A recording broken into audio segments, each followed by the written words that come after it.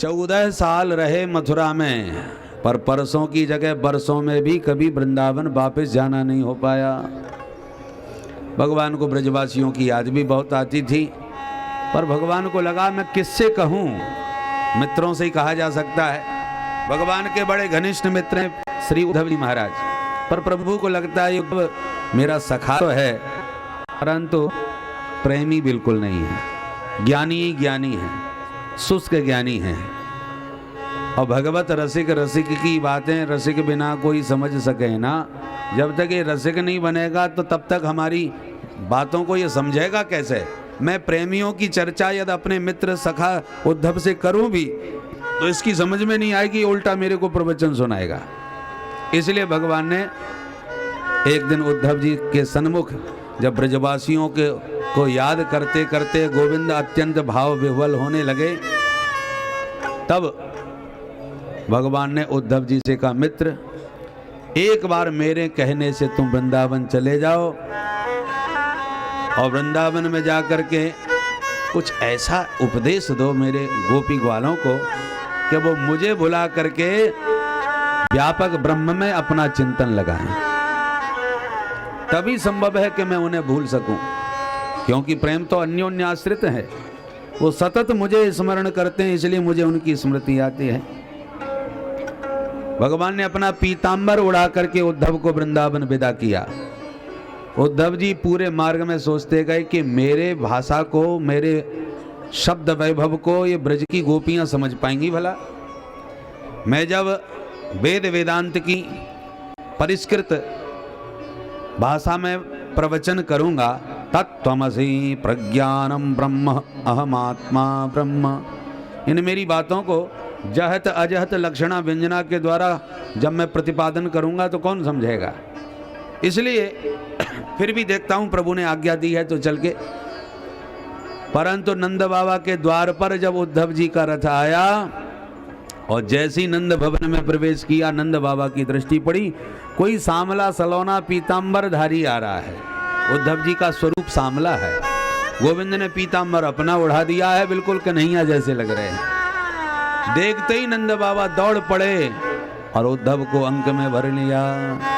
नंद प्रीतः परिस्वज्य वासुदेव धियार्चयत, मानो वासुदेव कृष्ण मेरा आ गया, उसी भावना से नंद बाबा ने उद्धव को हृदय से लगाया। नंद बाबा को जब परिचय दे के प्रणाम किया उद्धव जी ने, तब नंद बाबा सावधान हो गए, अरे ये तो कृष्ण का सखा आया है। फिर भी प्यारे की हर वस्तु प्यारी लगती है। नंदलाल न सही पर उसका सखा तो आया है, कोई संदेश तो लाया है। प्रेम से स्वागत सत्कार करके उद्धव जी जब विश्राम कक्ष में गए तो नंद बाबा यशोदा मैया दोनों उद्धव जी से कुशल क्षेम पूछने के लिए आए। विविध प्रकार की कुशलता पूछी और बोले, उद्धव अब तो हमारा कन्हैया मथुरा में बड़े ठाठ से, बड़े आनंद से रहता होगा ना। उद्धव जी बोले, बाबा जब से कन्हैया ने कंस को मारा है तब से पूरे मथुरा में ही आनंद है, सब तुम्हारे लाला की कृपा है। नंद बाबा बोले, क्या कहा, कन्हैया ने कंस को मार दियो? अरे भैया काय को बाबरो बने, मेरो नेक्सो कन्हैया कंस है का मार सके। अरे वो तो कितने प्यार से अपने मामा मामा कह के कंस से मिलवे गयो, पर वह पापी कंस के पेट में पाप है। वो मेरे कन्हैया के प्रति को भाव रखे, इसलिए जैसी मारे वे को दौड़ो या उस वहाँ के मन में कछु भी भावना रही हो, सो कन्हैया तो बच गयो, धब में से वो नीचे गिर गयो। इतना ऊंचो वाको सिंहासन के नीचे गिरते ही वाको धक्का खा के कन्हैया बाकी ऊपर गिर पड़ो। सो सबने समझी कन्हैया ने मार दियो, पर सच्ची बात तो यूं है भैया, वाह काऊ ने ना मारो, बाकी पापन ने बाकू मार दियो। पाप को घड़ा भर जाए तो अपने आप फूट जाए। दिष्ट्या पापो हतः कंसः सानुगः स्वेन पाप्मना साधूनां धर्मशीलानां यदूनां द्वेष्टियः सदा। नंद बाबा कहते हैं, स्वेन पापमना कंस हतः, अपने पाप से ही कंस मरा है, उसे किसी ने नहीं मारा। पाप क्या किया? साधूनाम धर्मशीलानाम, जितने भी साधु सज्जन पुरुष हैं, धर्मात्मा पुरुष हैं, द्वेष्ट यह सदा, इन सबसे द्वेष करता था, इन सबको सताता था, कष्ट देता था। उसी पाप ने उसको पटक के मार दिया, उसका मटका फूट गया। खैर कोई भी हो, लोग तो यही कहते हैं कन्हैया ने मार दिया, इसलिए कन्हैया का मेरा बड़ा सम्मान मथुरा में हो गया। पर एक बात बता, उस वैभव संपन्न मथुरापुरी में कन्हैया हमारा कभी याद करता है हमको? अपस्मरति न कृष्णो मातरम सुहृद सखी। अपने माता पिता, सखी सहेली, गैया बछड़ा, ये सब बाकू याद आवे कि सब भूल भाल गयो।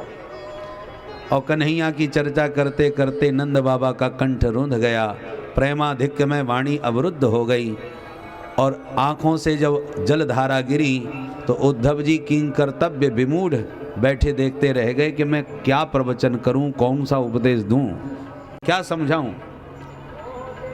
क्योंकि कोई संसार के लिए रोवे उसे समझाया जा सकता है कि ये मिथ्या है, झूठा है, पर जो सच्चिदानंद के लिए रोवे, उसके प्रेम में जो बाबला हो रहा हो, उससे कोई क्या समझावे। उद्धव जी की बुद्धि काम न करे कि मैं क्या समझाऊं, कैसे समझाऊं, अंत में प्रशंसा ही करते रह गए।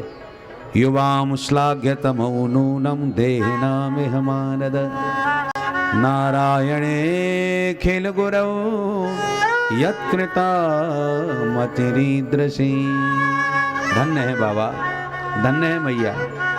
मैया की वाणी से तो एक शब्द नहीं निकल पाया। लाला का नाम सुनते ही वात्सल्य उमड़ पड़ता है, नेत्र बरसने लगते हैं, एक शब्द भी कुशलता का मैया के मुंह से तो निकला ही नहीं।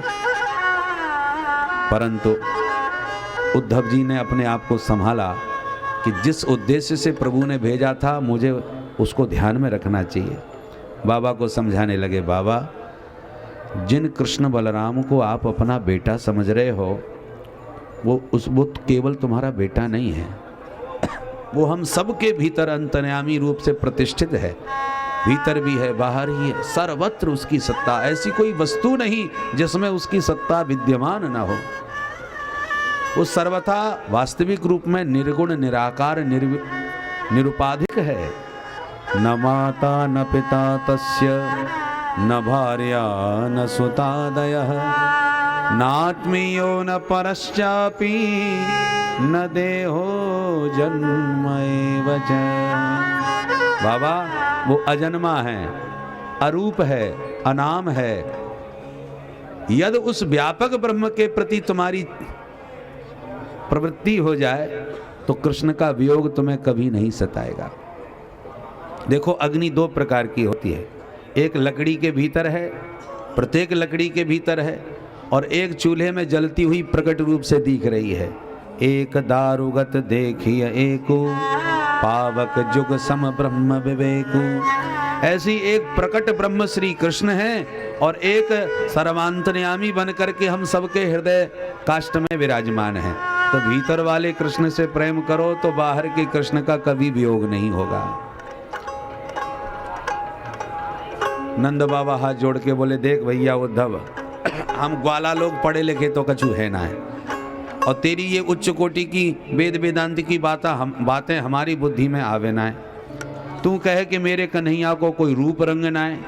अरे लाला, जब बाको कछु रूप ना है हतो तो गोपियां दीवानी कैसे हो गई?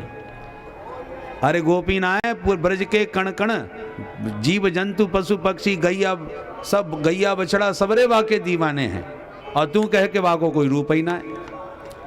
अरे भैया, यदि वाको कोई शरीर ना है, कोई आकार ना है, निराकार है, तो फिर जसोदा ने पकड़ के बाकू उखल में कैसे बांध दियो? मैंने अपने हाथन से स्वयं बाकू हाथ पकड़ के चलबो सिखायो है, घंटन बाकू अपनी गोदी में लेके खिलायो है। अब मैं अपनी बाबरी इन आखन को कैसे कहूं कि बाको कोई रूप ना है, बाको कोई आकार ना है? तेरी बातें हमारी बुद्धि में कैसे आए? स्थिति बिल्कुल ऐसी हो गई जैसे कोई प्यासा पानी की बूंद को तड़फ रहा हो, तरस रहा हो। अत्यंत प्यासे के पास जाकर के कोई पानी का प्रवचन सुनाने लग जाए। हे बाबा, क्या पानी पानी चिल्ला रहे हो? कहाँ नहीं है पानी? ये सारी धरती पानी में है, आकाश के मेघों में पानी है, हम सब के भीतर भी पानी है। शरीर में पानी ना होता तो मर गए होते। पानी तो सब जगह है। तो प्रवचन बिल्कुल सही है, गलत नहीं है। पर क्या इस पानी की व्यापकता का ज्ञान होने से प्यासा प्रसन्न हो जाएगा? कदापि नहीं।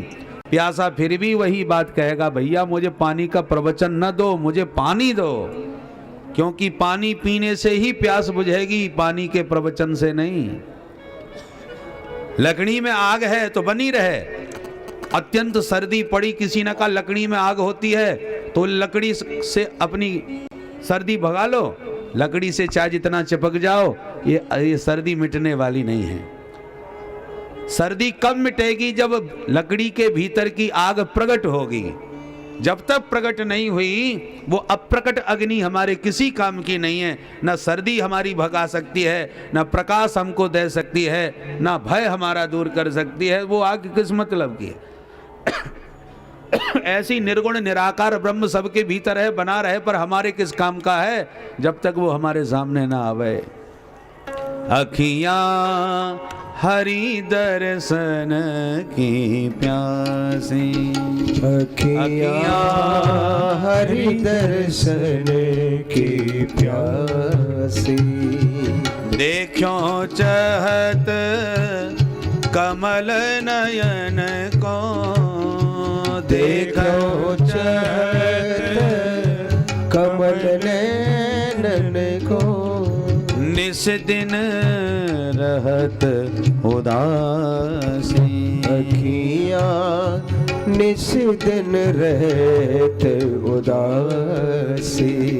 अखियां हरि दर्शन की प्यासी, अखियां हरि दर्शन की प्यासी। इसलिए भैया उद्धव, हमारे नयनों में जो रूप सुधा के दर्शन की प्यास है, वो बाकी रूप माधुरी के दर्शन से ही दूर होगी। ये तेरे प्रवचन से वो बात ना बने। सारी रात यूं ही बीत गई, सवेरा हो गया। उद्धव जी स्नान करने यमुना में चले गए। तब तक गोपियों को पता चल गया कोई आया है, तो दौड़ करके रथ घेर लिया। इतने में उद्धव जी आ गए। गोपियां रथ की चर्चा कर रही थी, रथ किसका है? एक बोली अक्रूर आ गया, अक्रूर आ गया, इसी रथ में तो गोपाल को लेके गया था। दूसरी बोली तो अब क्यों आ गया? एक बोली लगता है हमको लेने आ गया। तीसरी बोली हमको लेने क्यों आ गया? तो एक गोपी बोली बहन, कन्हैया को लेके गया तो सुना है कन्हैया ने उसके स्वामी कंस को मार डाला। अब लगता है हमको लेने आया है अपने मरे स्वामी का पिंडदान करवाने के लिए। अक्रूर आगतः किंबा यह कंसस्यार्थ साधक, येने नीतो मधुपुरीम कृष्ण कमल लोचन। चर्चा कर रही थी गोपियां, इतने में आ गए उद्धव। उद्धव को देखते ही गोपियों ने दौड़ के घेर लिया। जानी मस्त्वाम यदुपते पार्षदम समुपागतम। जान गई तुम यदुनाथ का पार्षद, उनका भेजा हुआ हमारे पास आया है। ब्रज वल्लभ, राधा वल्लभ, गोपी वल्लभ नहीं कहा, यदुपते। अब तो यादवपति बन गया है ना, मथुरा में जाकर के यदुनाथ बन गया है। ब्रजनाथ थोड़ी रहा, ब्रज वल्लभ थोड़ी रहा। क्योंकि ब्रज को छोड़ करके तो वो ऐसा भागा जैसे जंगल में आग लग जाने पर सारे बनचर भाग जाते हैं। दूसरी गोपी बोली बिल्कुल ठीक कह रही है, ऐसे छोड़ के ब्रज को भागा जैसे फल रहित वृक्ष से पक्षी सब उड़ जाते हैं। अब तो हजारों उपमाएं दे डाली। ऐसे भागा जैसे पुष्प से पराग लेके भौरा उड़ जाता है, जैसे दक्षिणा लेके पंडित जी चले जाते हैं, जैसे अध्ययन करके विद्यार्थी चले जाते हैं, जैसे भोजन करके अतिथि घर छोड़ के चले जाते हैं, जैसे धनहीन पुरुष को गणिका त्याग करके चली जाती है। हजारों उदाहरण दे डाले। इतने में भौरा गुनगुनाता किशोरी जी के पादारविंद में विराजमान हो गया। गोपियां उद्धव को छोड़ के अब तो उस भौरे से बातें करने लगी। इसी का नाम है भ्रमर गीत। गोपियां भौरे से बातें कर रही हैं, हे भौरे खबरदार, जो हमारी किशोरी जी के चरणों का स्पर्श किया तो। बहुत प्यारा गीत है ये। भागवत के प्रत्येक गीत को आप स्वर ताल के साथ संगीतबद्ध गा सकते हैं राग रागनियों में, जैसे हम रामायण की दोहा चौपाई को गाते हैं। तो गोपियां इस भौरे से बातें करती गा रही हैं। क्या गा रही हैं? भ्रमर गीत। मधुप के तब बंधो मास प्रशांग्री सपत्न्या मधुपकी तव बंधो स्पृशांस्रीं सपत्न्या मधुपकी तव बंधो स्पृशांस्रीं सपत्न्या मधुपकी तव बंधो स्पृशांस्रीं सपत्न्या कुच विलुलित माला कुंकुमस्मश्रुभिर्न कुच विलुलित माला कुंकुमस्मश्रुभिर्न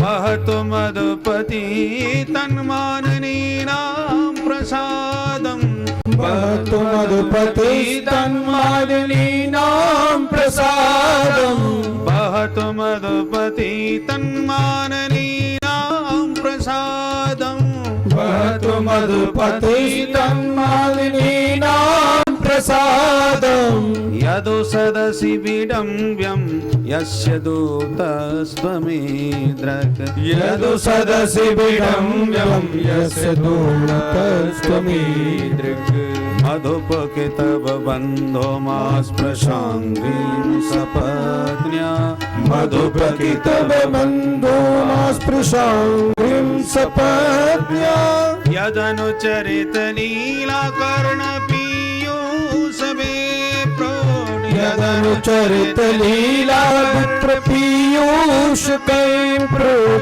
यदनुचरित लीला कर्णपीयूष विप्रोढ यदनुचरित लीला पीयूष विप्रोढ सक्रददन विदूत द्वन्द्व धर्मा विनष्टा सक्रददन विदूत द्वन्द्व धर्मा विनष्टा सपदि गृह कुटुम्बं दीनमुत्सृज्य दीना सपदि गृह कुटुम्बं दीनमुत्सृज्य दीना बहव इह विहंगा भिक्षुचर्यां चरन्ति बहव इव विहंगा भिक्षुचर्यां चरन्ति मधुपके तव बन्धो स्पृशांग्रीं सपत्न्या मधुपकी तव बन्धो स्पृशांग्रीं सपत्न्या मधुपके तव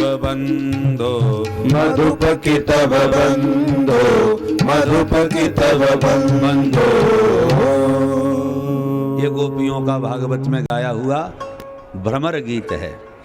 गोपियाँ कहती हैं अरे भौरे, अब इस गीत का ज़्यादा भाव, गोपियों के तो एक एक शब्द शब्द में ऐसी दिव्य भावना और प्रेम भरा हुआ है कि यदि एक शब्द के गहराइयों में भी गोता लग जाए तो पूरे 1 घंटा बीतते देर नहीं लगती। बोलो राधे राधे। इसलिए भाव संवरण करके भागना पड़ता है, क्योंकि सप्ताह की कथा तो शताब्दी का सफर होता है। प्यार से बोलो राधे राधे। मोरे तू उसी कपटी का भेजा हुआ दूत है, हमारे चरणों से हाथ मत लगा, तेरे सारे लक्षण उसी जैसे हैं। तू ड्योड़ा पशु है, पशुओं के 4 पैर होते हैं, तेरे तो 6 पैर हैं। सडंगरी 6 पैर वाले, उसके गुनगुना के गीत हमको क्या सुनाता है? उसको हम आज से नहीं जन्म जन्म से जानती हैं, जन्म जन्म का कपटी है। अरे बंदर आपस में लड़ गए तो क्या हुआ? इसने एक बंदर को मित्र बनाया, दूसरे बंदर को बहेलिया की तरह मार डाला। बोलो उस बाली के साथ इसने अन्याय नहीं किया? अरे उसको भी जाने दे, बेचारी सूपनखा की क्या गलती? ये इतने सुंदर है कि बेचारी दीवानी हो गई। बाबा बैरागी जब पागल हो जाते इनके रूप पर, तो वो सुंदरी यदि पागल हो गई तो कौन आश्चर्य की बात। बंठन के शादी करने आई, इस कपटी ने नकटी करके भगा दिया, शादी विवाह कुछ नहीं किया। बौना बन के बलि के यहाँ पहुंच गया और विराट बन के बेचारे का सब लूट लिया। कहाँ तक कहें, बिल्कुल काग के समान है, जितना बाहर से काला उतना पेट का भी काला है। ध्वांग शब्द, इसलिए उसकी तो बात ही नहीं करनी चाहिए। बौना गुनगुनाया तो एक बोली हमसे पूछ रहा है, कपटी कपटी कहती हो तो बात क्यों करती हो, उसका नाम क्यों लेती हो? बोले बस यही कमी है, दुस्त्यजस्तत्कथार्थ। वो कैसा भी सही, पर उसकी चर्चा किए बिना चित्त को चैन भी तो नहीं पड़ता। जबकि हम जानते हैं ये जितने बाबा बैरागी पागल बने घर घर घूमते हैं ना, ये सब उसी कथा सुन के बर्बाद भय है। एक बार जो कथा सुन लेता है ना, मैया बाप अच्छे लगते हैं ना परिवार अच्छा लगता है, सब छोड़ छाड़ करके बेहंगा एव, जैसे आकाश के पक्षी आकाश में उड़ रहे हैं, भूख लगी तो दाना चुग लिया फिर उड़ गए। और 2 दाने अपने बच्चों के मुंह में लाके डाल दिए, बस हो गया, ना कुठार ना भंडार। ऐसे ये बाबा बैरागी बेचारे फक्कड़ बने, उसी के पागल प्रेम में बावले बने दौड़ रहे हैं। हम परिणाम जानती हैं कि जो सुनता है उसका परिवार छूट जाता है, बाबा बैरागी बन जाता है, फिर भी हम उसकी चर्चा किए बिना नहीं रह पाती। ये हमारा व्यसन है जिसे छोड़ नहीं सकती। सुन सुन के उद्धव जी की तो खोपड़ी घूम गई। मैं तो इनको गंवार ग्वाली नहीं समझता था, ये तो बड़ी विदुषी हैं, भगवान के प्रत्येक अवतार के स्वरूप से परिचित हैं। सारा ज्ञानाभिमान गल गया, चरणों में गिर गए।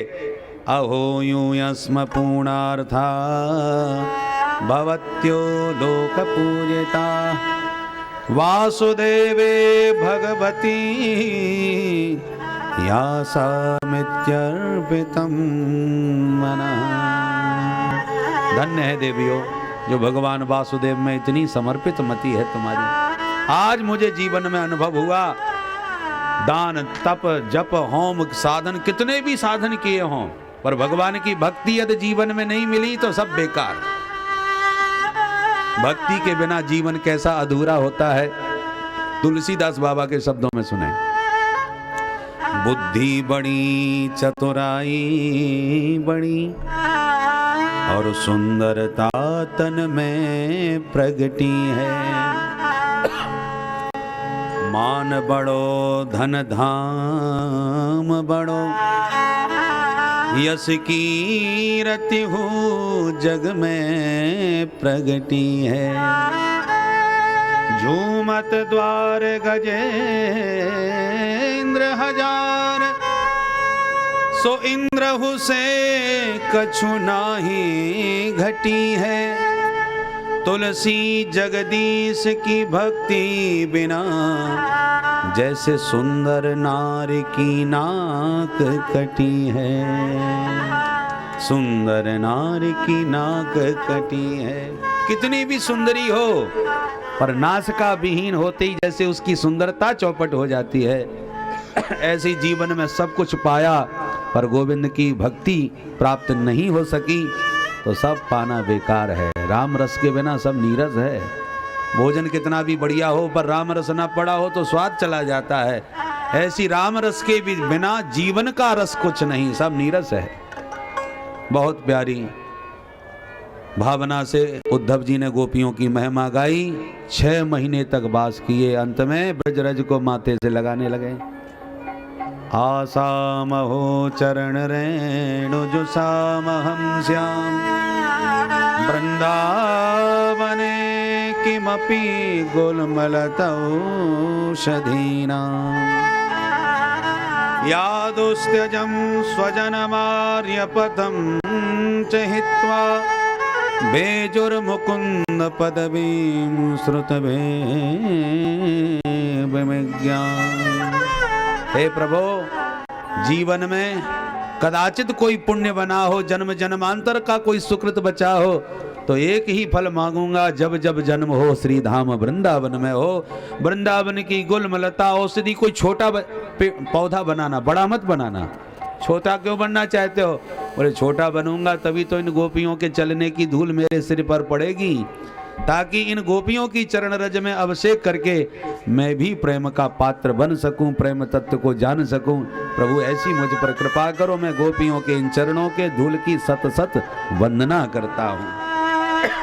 बार बार गोपियों की चरण धूल की गोपियों की वंदना नहीं, वंदे नंद ब्रज स्त्रीणाम पाद रेणु मभीक्षण सा। गोपियों की चरण रज की वंदना कर रहे हैं उद्धव जी महाराज। ऐसे प्रेम में पगे उद्धव 6 महीने के बाद वापस गए। भगवान बोले आओ ज्ञानी जी महाराज। प्रवचन करने गए, 6 महीने लगा दिए। उद्धव जी बोले बात मत करो कि तुम कितने कपटी हो, कितने निष्ठुर हो, ये मैंने तुम्हें असली तरीके से ब्रज में जाके ही पहचान पाया।